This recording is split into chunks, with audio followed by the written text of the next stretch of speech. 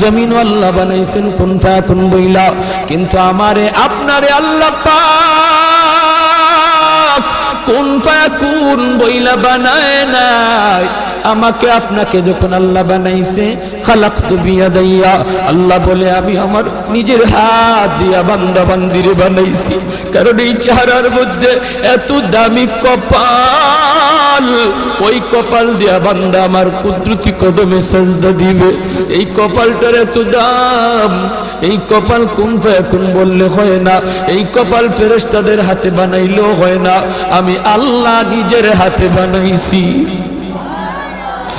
আল্লাহ পাক কই আমি আল্লাহও দেখি জমিনে কেমন অন্যায় হয়, অত্যাচার কেমন জুলুম হয়, জমিনে কেমন অন্যায় হয়, অত্যাচার হয়, কেমন জুলুম হয়, কেমন গুনাহ হয়, আমি আল্লাহ দেখতেছি, আমি আল্লাহ দেখতেছি। আমার